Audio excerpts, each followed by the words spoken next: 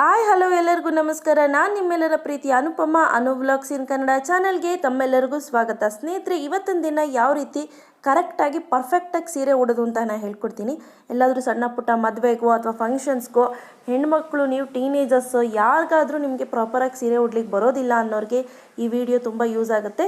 ಮತ್ತು ಇದು ತುಂಬ ರಿಕ್ವೆಸ್ಟ್ ಇರುವಂಥ ವಿಡಿಯೋ. ಈ ವಿಡಿಯೋ ಮಾಡಿ ನಾನು ಆಲ್ಮೋಸ್ಟ್ ಒಂದು 3 ತಿಂಗಳೇ ಆಯಿತು, ಬಟ್ ಪೋಸ್ಟ್ ಮಾಡಲಿಕ್ಕೆ ಟೈಮ್ ಆಗಿರಲಿಲ್ಲ. ಸಾರಿ, ನಾನೀಗ ಎಡಿಟ್ ಮಾಡಿ ಪೋಸ್ಟ್ ಮಾಡ್ತಾ ಇದ್ದೀನಿ. ಇಲ್ಲಿ ನಾನೊಬ್ಬರು ಮಾಡೆಲ್ನ ಕರ್ಕೊಂಡು ಬಂದು ನಾನಿಲ್ಲಿ ಸೀರೆ ಉಡಿಸ್ತಾ ಇದ್ದೀನಿ.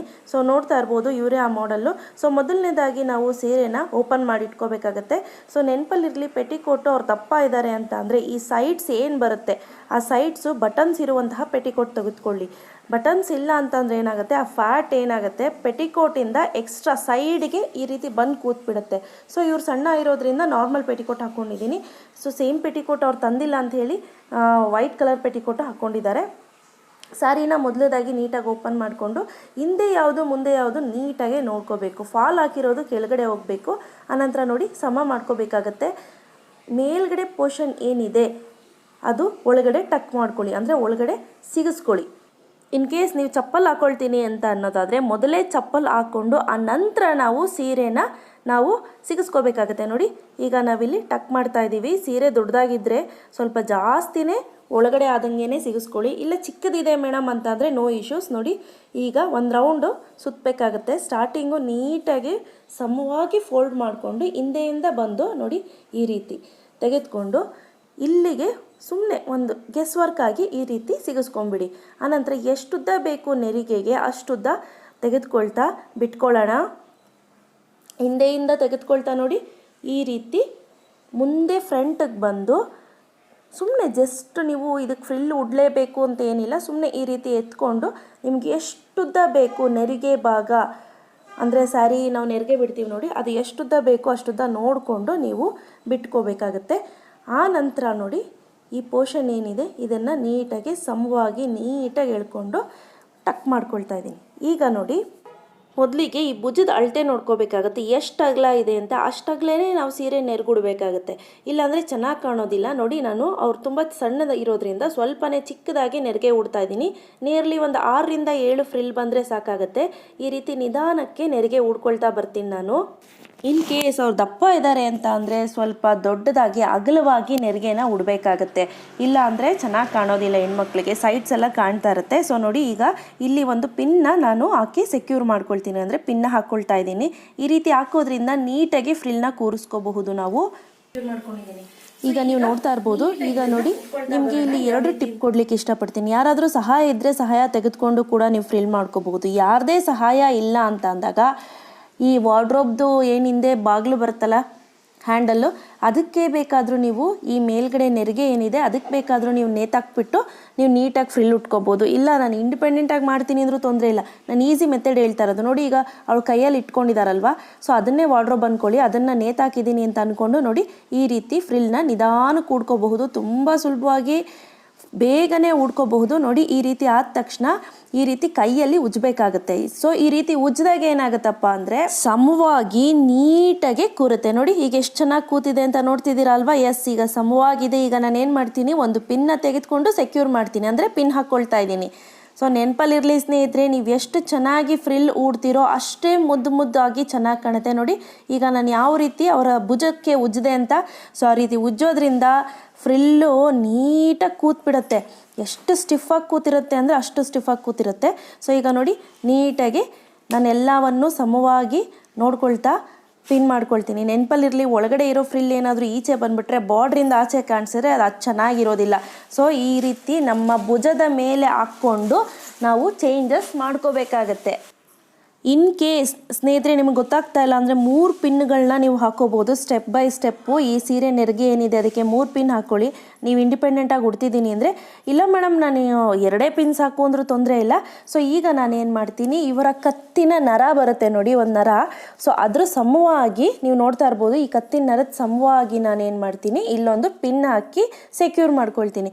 ಸೊ ಯಾವಾಗಲೂ ನೆನಪಲ್ಲಿರಲಿ, ನಾವು ಪಿನ್ ಮಾಡಬೇಕಾದ್ರೆ ಇಲ್ಲೇ ಪಿನ್ ಮಾಡಬೇಕು, ಅಥವಾ ಇನ್ನೂ ಸ್ವಲ್ಪ ಹಿಂದೆ ಅಥವಾ ಇನ್ನೂ ಮುಂದೆ ಮಾಡೋದ್ರಿಂದ ಚೆನ್ನಾಗಿ ಬರೋದಿಲ್ಲ. ಸೊ ಕರೆಕ್ಟ್ ಪೊಸಿಷನ್ ಅದು ಪಿನ್ ಮಾಡೋಕ್ಕೆ. ಬಟ್ ಸ್ನೇಹಿತರೆ ನೆನಪಲ್ಲಿರಲಿ, ಹಿಂದೆ ನೋಡಿಕೊಂಡು ಪಿನ್ ಮಾಡ್ಕೊಳ್ಳಿ ಎಷ್ಟುದ್ದ ಬೇಕು ಅಂತ. ಅನಂತರ ನೋಡಿ ಪ್ರತಿ ಫ್ರಿಲ್ನ ಈ ರೀತಿ ನಾನು ಪ್ರೆಸ್ ಮಾಡಿ ಎಳ್ಕೊಳ್ತಾ ಇದ್ದೀನಿ. ಈಗ ನೋಡಿ ಸ್ಯಾರಿನ ನಾನು ಯಾವ ರೀತಿ ಉಡಿಸ್ತೀನಿ ಅಂತ, ನೆರಿಗೆನ ಅಂದರೆ ಕೆಳಗಡೆ ನೆರಿಗೆ ಬರುತ್ತಲ್ಲ ಅದನ್ನು ನೋಡಿ ಈ ರೀತಿ ಟೈಟಾಗಿ ಎಳೆದ್ಕೊಳ್ತಾ ನೋಡಿ ಎಷ್ಟು ನೀಟಾಗಿ ಟೈಟಾಗಿ ಎಳ್ದಿದ್ದೀನಿ ಅಂತ ಗೊತ್ತಾಗ್ತಿದೆ ಅಲ್ಲ. ಸೊ ಈಗ ಇಲ್ಲಿ ಒಂದು ಪಿನ್ ಹಾಕ್ಕೋಬೇಕು. ನಮ್ಮ ಒಕ್ಕಳೇನಿದೆ ಒಕ್ಕಳಿಂದ ಪಕ್ಕ ಬರಬೇಕದು. ಸೊ ನೋಡಿ ಈ ಪೊಸಿಷನಲ್ಲಿ ಇರಬೇಕು ಪಿನ್ನು. ಆ ನಂತರ ನಾನು ಏನು ಮಾಡ್ತೀನಿ, ನೀಟಾಗಿ ಫ್ರಿಲ್ ತೆಗೆದುಕೊಳ್ತೀನಿ. ನಾವು ಸ್ಟಾರ್ಟಿಂಗು ಎಲ್ಲಿಂದ ಬರುತ್ತೆ ಅಲ್ಲಿಂದನೇ ಒಂದು ಫ್ರಿಲ್ನ ತೆಗೆದುಕೊಳ್ತೀನಿ. ಸೊ ಆ ಫ್ರಿಲ್ನ ನಾವು ಬಿಟ್ಬಿಡ್ಬೇಕಾಗತ್ತೆ, ನೆನಪಲ್ಲಿರಲಿ. ಸೊ ತುಂಬ ಹಿಂದೆಯಿಂದ ತೆಗೆದುಕೊಳ್ತಾ ಇದ್ದೀನಿ ಫ್ರಿಲ್ನ. ಸೊ ಆನಂತರ ನೋಡಿ ಈಗ ನಮ್ಮ ಆಲ್ಮೋಸ್ಟು ಒಂದು ಬೆರಳಿನ ಅಷ್ಟುದ್ದ ನಾವು ತೆಗೆದುಕೊಳ್ತಾ ಈ ರೀತಿ ಫ್ರಿಲ್ನ ನೀಟಾಗಿ ಉಟ್ಕೋಬೇಕಾಗತ್ತೆ. ನಿಯರ್ಲಿ ನಿಮ್ಗೆ ಎಷ್ಟು ಫ್ರಿಲ್ಸ್ ಬರುತ್ತೆ ಅಷ್ಟು ಫ್ರಿಲ್ನ ತೆಗೆದುಕೊಳ್ಳಿ. ಸೊ ಈಗ ನೋಡಿ ಮೊದಲನೇದು ಭಾಗ ಏನಿದೆ, ಮೊದಲನೇ ನೆರಿಗೆ ಇದನ್ನು ಬಿಟ್ಬಿಡ್ತೀನಿ. ಆನಂತರ ಉಳಿದಿರುವಂತಹ ನೆರಿಗೆ ಏನಿದೆ ಅದನ್ನೆಲ್ಲ ಸಮ ಮಾಡಿಕೊಂಡು ಮೇಲ್ಗಡೆ ಒಂದು ಪಿನ್ ಹಾಕಿ ಸೆಕ್ಯೂರ್ ಮಾಡ್ಕೋಬೇಕು. ಯಾವುದೇ ಕಾರಣಕ್ಕೂ ಸ್ನೇಹಿತರೆ ಈ ಮೇಲ್ಗಡೆ ಪಿನ್ ಹಾಕೋದನ್ನ ಮರಿಬೇಡಿ. ಪಿನ್ ಹಾಕಿಲ್ಲ ಅಂದರೆ ಸೀರೆ ಸರಿಯಾಗಿ ಕೂತ್ಕೊಳ್ಳೋದಿಲ್ಲ. ನೀವು ಫಂಕ್ಷನ್ಗೆ ಹೋದಾಗ ಬಿಚ್ಚೋಗೋ ಚಾನ್ಸಸ್ ಜಾಸ್ತಿ ಇರುತ್ತೆ, ಯಾಕಂದರೆ ನೀವು ಬಿಗಿನರ್ಸ್ ಆಗಿದ್ದರೆ. ಸೊ ಆನಂತರ ನಾನು ಏನು ಮಾಡ್ತೀನಿ, ಈ ನೆರಿಗೆಗಳೇನಿದೆ ಸೊ ಈ ರೀತಿ ನೀಟಾಗಿ ಒಂದೊಂದೇ ಫ್ರಿಲ್ನ ನೀಟಾಗಿ ಸಮ ಮಾಡ್ಕೊಳ್ತಾ ಸರಿ ಮಾಡ್ಕೊಳ್ತೀನಿ. ಇನ್ ಕೇಸ್ ನಿಮ್ಮದು ಹಿಂದೆ ಮುಂದೆ ಇತ್ತು ಅಂತ ಅಂದರೆ ಫ್ರಿಲ್ನ ನೀವು ಸಮ ಮಾಡ್ಕೋಬೇಕಾಗತ್ತೆ. ಸೊ ನೋಡಿ ಯಾವ ರೀತಿ ನಾನು ಮಾಡ್ಕೊಳ್ತಾ ಇದ್ದೀನಿ ಅಂತ. ಮೇಡಮ್ ಹೆವಿ ಸ್ಯಾರಿ ಇದೆ ಅಂತ ಅನ್ನೋರಿಗೆ ಒಂದು ಟಿಪ್ ಹೇಳಲಿಕ್ಕೆ ಇಷ್ಟಪಡ್ತೀನಿ. ಕೆಳಗಡೆ ಕೂಡ ನೆರಿಗೆನ ನೀಟಾಗಿ ಊಡ್ಬಿಟ್ಟು ಸೊ ನೋಡಿ ಈ ರೀತಿ ಉಲ್ಟಾ ಫೋಲ್ಡ್ ಮಾಡ್ಕೊತಾ ಬರಬೇಕು. ಉಲ್ಟಾ ಫೋಲ್ಡ್ ಮಾಡಿಬಿಟ್ಟು ಒಂದು 2 ನಿಮಿಷ ಬಿಟ್ಟು ಕೆಳಗಡೆ ಬಿಟ್ಬಿಡಿ. ಸೊ ಅವಾಗ ಏನಾಗುತ್ತೆ ಅಂದರೆ ನೆರಿಗೆ ತುಂಬ ಸೂಪರಾಗಿ ಕೂತಿರುತ್ತೆ. ಕೆಳಗಡೆ ನೋಡ್ತಾ ಇದ್ರೇ ನಿಮಗೆ ಕರೆಕ್ಟಾಗಿ ಕೂತಿದೆ ಅಂತ ಅನ್ಬೋದು. ಆನಂತರ 2ನೇ ಟಿಪ್ಪು ನೋಡಿ, ಈ ರೀತಿ ಆ ಹುಡುಗಿನೇ ಸ್ವಲ್ಪ ಸೈಡಿಗೆ ತಿರುಗಿಸ್ಬಿಟ್ಟು ಈ ರೀತಿ ಮಾಡೋದ್ರಿಂದ ಕೂಡ ಚೆನ್ನಾಗಿ ಕೂತ್ಕೊಳ್ಳುತ್ತೆ. ಈಗ ನೋಡಿ ಈ ಸ್ಯಾರಿದು ಒಳಗಡೆ ನೆರಿಗೆ ಏನಿದೆ ಪಿನ್ ಮಾಡಿರೋದು, ಈ ಪೋರ್ಷನ್ನ ಮೊದಲನೇ ಪೋರ್ಷನ್ನ ಈ ರೀತಿ ಎಳೆದು, ಇದು ದಪ್ಪ ಇರೋರಿಗೆ ನಾನು ಟಿಪ್ ಕೊಡ್ತಾ ಇರೋದು, ಒಳಗಡೆ ಸಿಕ್ಸ್ಬಿಡಿ. ಈ ರೀತಿ ಸಿಕ್ಸೋದ್ರಿಂದ ಶೇಪು ತುಂಬ ಚೆನ್ನಾಗಿ ಬರುತ್ತೆ ಮತ್ತು ಒಂದು ಎಕ್ಸ್ಟ್ರಾ ಫ್ರಿಲ್ ಥರ ಕೂರುತ್ತೆ. ಸ್ಯಾರಿ ತುಂಬ ದೊಡ್ಡದಾಗಿದೆ, ಏನು ತೊಂದರೆ ಇಲ್ಲ. ಸೊ ಈಗ ಒಳಗಡೆ ನೆರಿಗೆ ಹಾಕ್ಕೊಳ್ತಾ ಇದ್ದೀನಿ. ನೆರಿಗೆನ ಒಳಗಡೆ ಹಾಕಿ ಸಿಕ್ಸ್ತಾ ಇದ್ದೀನಿ. ಸೊ ಈಗ ನೀವು ನೋಡ್ಬೋದು ನೀಟಾಗಿ ಎಲ್ಲೆಲ್ಲಿ ಏನೇನು ಸಮ ಮಾಡ್ಕೋಬೇಕು ಈಗ ನೀಟಾಗಿ ಸಮ ಮಾಡ್ಕೊಳ್ಳಿ.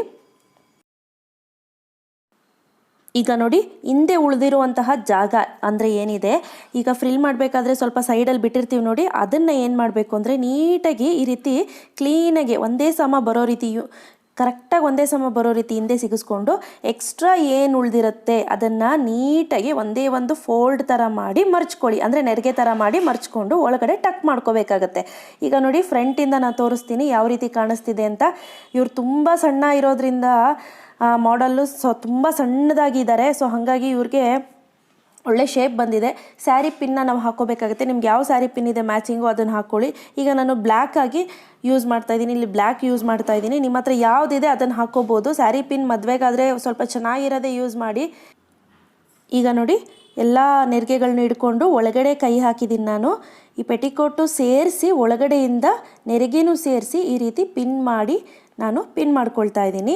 ನೀಟಾಗಿ ಪಿನ್ ಮಾಡ್ಕೊಳ್ಳಿ. ಪಿನ್ ಮಾಡೋದ್ರಲ್ಲೂ ಅಷ್ಟೇ ಸ್ವಲ್ಪ ವ್ಯತ್ಯಾಸ ಆದರೆ ಸ್ಯಾರಿ ಪಿನ್ನೇ ಏನಿದೆ ಅದು ಸೈಡ್ಗೆ ಕಾಣಿಸ್ತಿರುತ್ತೆ, ಇಲ್ಲ ಮಲಗ್ದಂಗೆ ಕಾಣಿಸ್ತಿರುತ್ತೆ.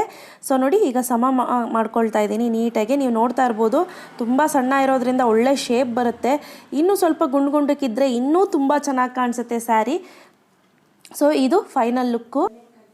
ಈಗ ನೋಡಿ ನೆರಿಗೆ ಯಾವ ರೀತಿ ಕಾಣಿಸ್ತಿದೆ ಅಂತ ನೋಡ್ತಿದ್ದೀರಲ್ಲ.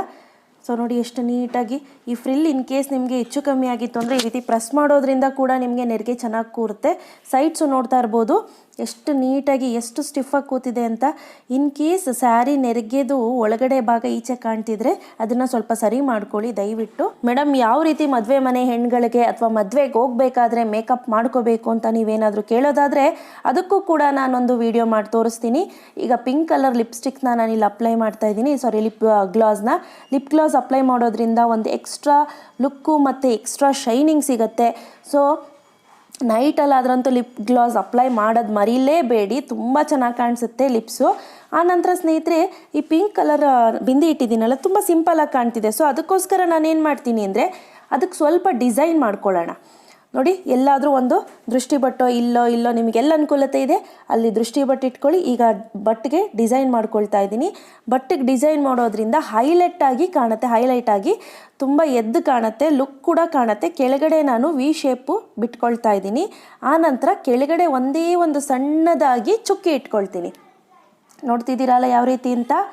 ಆನಂತರ ಮೇಲ್ಗಡೆ ಒಂದು ಉದ್ದಕ್ಕೆ ಲೈನ್ ಎಳ್ಕೊಳ್ತೀನಿ. ತುಂಬ ದೊಡ್ಡದಾಗಲ್ಲ, ತುಂಬ ಚಿಕ್ಕದಾಗೂ ಅಲ್ಲ, ಮೀಡಿಯಮ್ ಆಗಿರಲಿ. ಸೊ ಈ ರೀತಿ ಮಾಡೋದ್ರಿಂದ ತುಂಬ ಚೆನ್ನಾಗಿರುತ್ತೆ. ಬಟ್ ಡೇ ಟೈಮ್ಗಾದರೆ ತಿಲಕ ಇಡೋದ್ರಿಂದ ತುಂಬ ಲುಕ್ ಕಾಣಿಸುತ್ತೆ. ಈಗ ನೋಡಿ ಫೈನಲ್ ಲುಕ್. ಸೊ ಈಗ ನಮ್ಮ ಮಾಡೆಲ್ ರೆಡಿಯಾಗಿ ಕೂತಿದ್ದಾರೆ, ನೀವು ನೋಡ್ತಾ ಇರಬಹುದು. ಮೇಡಮ್ ನಾನು ಟ್ರೈ ಮಾಡಿದೆ ಮೇಡಮ್, ನನಗೆ ಬರಲಿಲ್ಲ ಮೇಡಮ್ ಅಂತ ಅನ್ಲಿಕ್ಕೆ ಹೋಗಬೇಡಿ. ಮೊದಲನೇದಾಗಿ ಫ್ಯಾನ್ಸಿ ಸೀರೆ ತೆಗೆದುಕೊಂಡು ಟ್ರೈ ಮಾಡಿ, ಅಥವಾ ಶಿಫಾನ್ ಜಾರ್ಜೆಟ್ ಆ ಥರ ಸೀರೆ. ಆನಂತರ ಮತ್ತೆ ಟ್ರೈ ಮಾಡ್ತಾ ಆಟೋಮೆಟಿಕ್ಲಿ ಬಂದ್ಬಿಡುತ್ತೆ. ಆನಂತರ ನೀವು ರೇಷ್ಮೆ ಸೀರೆಗೆ ಹೋಗ್ಬೋದು. ಮೊದಲನೇ ಬಾರಿ ಟ್ರೈ ಮಾಡಿ, ಎರಡನೇ ಬಾರಿ ಟ್ರೈ ಮಾಡಿ, ಖಂಡಿತವಾಗ್ಲೂ ಮೂರನೇ ಬಾರಿ ಯಶಸ್ವಿ ಖಂಡೇ ಕಾಣ್ತೀರಾ ಅಂತ ನಾನು ಹೇಳಲಿಕ್ಕೆ ಇಷ್ಟಪಡ್ತೀನಿ. ಹೆಣ್ಮಕ್ಳು ಯಾವುದೇ ರೀತಿ ಡ್ರೆಸ್ ಹಾಕಲಿ, ಬಟ್ ಸೀರೆ ಹಾಕಿದ್ರೆ ಆ ಲಕ್ಷಣ ಇದೆಯಲ್ಲ, ಆಹಾ ತುಂಬ ಚೆನ್ನಾಗಿ ಕಾಣಿಸುತ್ತೆ. ಸೊ ಇವತ್ತು ನಾನು ಕೊಟ್ಟಂಥ ಮಾಹಿತಿ ನಿಮ್ಗೆಲ್ಲರಿಗೂ ಇಷ್ಟ ಆಗಿದೆ ಅಂತ ಭಾವಿಸ್ತೀನಿ. ಇಷ್ಟ ಆಗಿದ್ರೆ ಲೈಕ್ ಬಟನ್ ಹಿಟ್ ಮಾಡಿ, ಇನ್ನೂ ಇಷ್ಟ ಆಗಿದ್ರೆ ಶೇರ್ ಮಾಡಿ. ಗೊತ್ತಲ್ವ ನನ್ನ ಚಾನಲ್ ಹೆಸರು ಅನು ವ್ಲಾಗ್ಸ್ ಇನ್ ಕನ್ನಡ. ಮತ್ತಷ್ಟು ಈಸಿ ಹಾಗೂ ಇಂಟ್ರೆಸ್ಟಿಂಗ್ ವಿಡಿಯೋದೊಂದಿಗೆ ಮುಂದಿನ ಸಂಚಿಕೆಯಲ್ಲಿ ಭೇಟಿಯಾಗ್ತೀನಿ. Till then take care, bye. Thanks for watching.